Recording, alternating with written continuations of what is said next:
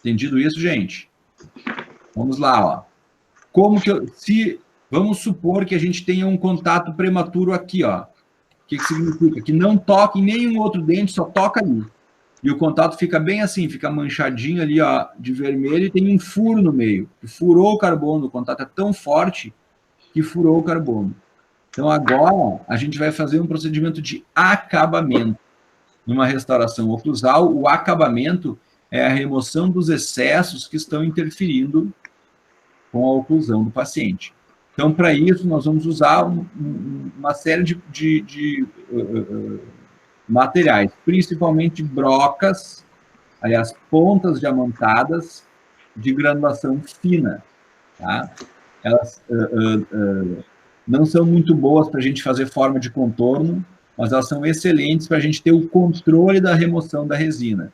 Então, ó, a gente vai pegar ela no alta rotação, com muito cuidado, né? Elas têm a capacidade de desgastar a resina e elas são mais limitadas no desgaste de esmalte, mas desgastam também, principalmente as pontas F, que são as finas, então tem que cuidar. E a gente vai lentamente, né, em movimentos intermitentes, refrigerados, removendo aquela porção que está em excesso lá da restauração. Depois a gente pode passar aqui uma ponta F, ó, para reduzir os riscos da resina, né? Uma ponta multilaminada ali para tentar deixar uma superfície um pouquinho melhor, e tá bom.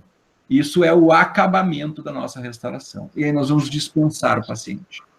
Guilherme, volta àquela anterior. Essa pontinha diamantada aí, eu não sei se o Guilherme gosta, é minha paixão. É uma 1190. Isso, eu gosto. Gravem este número, 1190. É a melhor ponta diamantada que tem para fazer plano inclinado de cuspe de sucos secundários. Né, Guilherme? É, ela é ótima mesmo. Até que a gente tem aqui a F e a FF, ó. Quando a gente precisa de eficiência... Ela é uma tronco cônica bem pequenininha, porque tem aquelas tronco cônicas grandes, longas, que são mais para fazer alguma coisa assim como tipo desgaste para fazer uma faceta ou para fazer um preparo de prótese. A mais adequada para oclusal de molares e pré-molares é essa pontinha diamantada 1190. Exatamente. E ali a gente tem a ponta F, que é a ponta que nos dá um pouquinho mais de eficiência, né? A gente consegue ter rapidez para dar o contorno que a gente quer, e depois a ponta FF vai regularizar a superfície, porque a ponta F deixa a superfície da resina rugosa, né? Muito riscada. Então a gente usa a ponta F depois para ir reduzindo esse risco, a multilaminada para reduzir mais ainda esse risco, e aí a gente dispensa o paciente.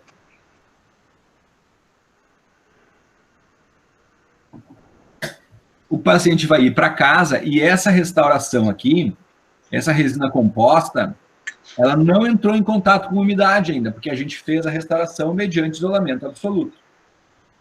E agora o paciente vai para casa e a resina vai começar a entrar em contato com a saliva, com o meio úmido da cavidade bucal. E ele vai começar a sofrer um fenômeno em contato com a umidade. Como que se chama esse fenômeno?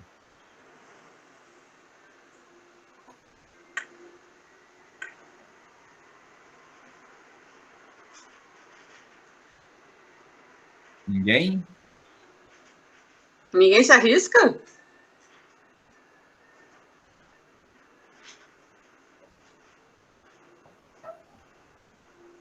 Agora o Everton está se arrancando os cabelos lá em casa. Lá. Tô meio preocupado aqui mesmo. Já estou fazendo modificações na prova de materiais dentários, né?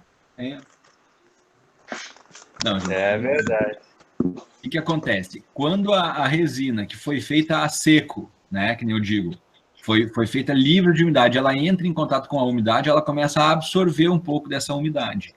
E quando ela absorve essa umidade, ela sofre uma pequena expansão, que a gente denomina expansão higroscópica. Então, alguns autores dizem que essa expansão compensaria a contração de polimerização, mas eu acho que a contração ela é muito mais intensa do que a expansão que a resina sofre.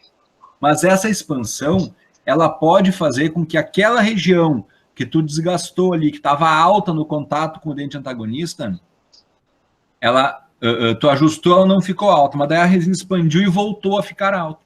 Então, o paciente pode, 15 dias depois, 7 dias depois que a gente fez a restauração, novamente ter um contato prematuro naquela restauração. Então, nós temos que refazer o ajuste oclusal da restauração do dente posterior em função dessa expansão higroscópica.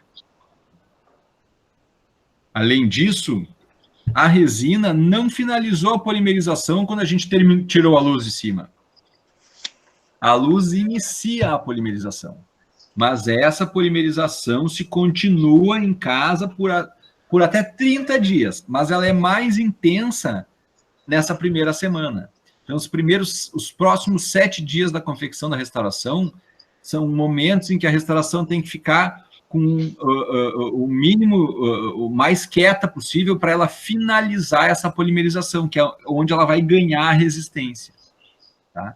Então, a gente aguarda esses 7 dias para fazer os procedimentos de polimento da restauração, porque para a gente não ficar gerando atrito, calor, numa resina que ainda não finalizou a sua polimerização.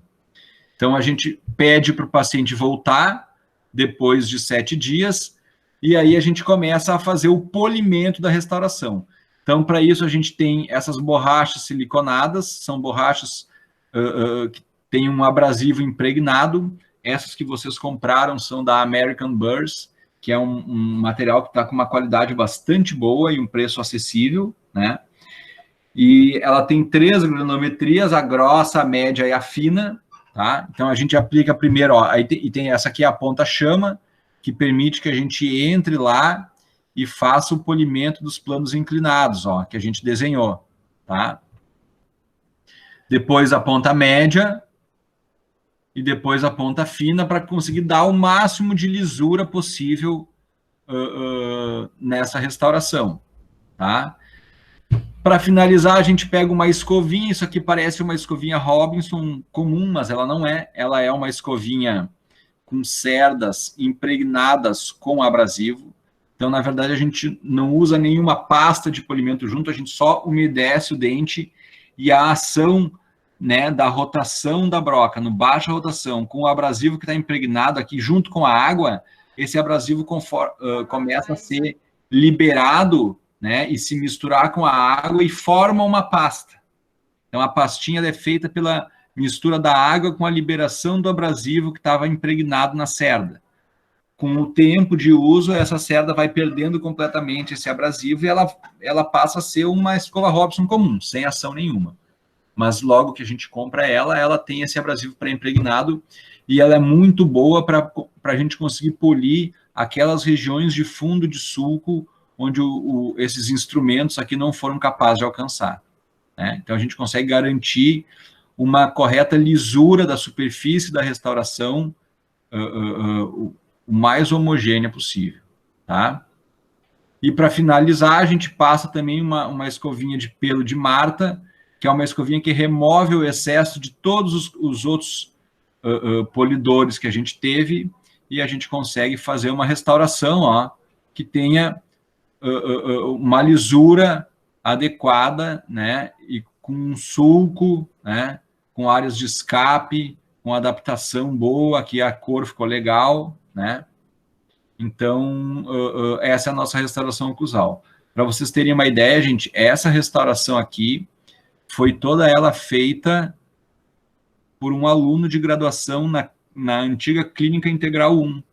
Então, era um aluno que não era um professor experiente, foi um aluno que fez, conseguiu fazer bem direitinho todos os procedimentos e a gente foi fotografando passo a passo para poder discutir em sala de aula.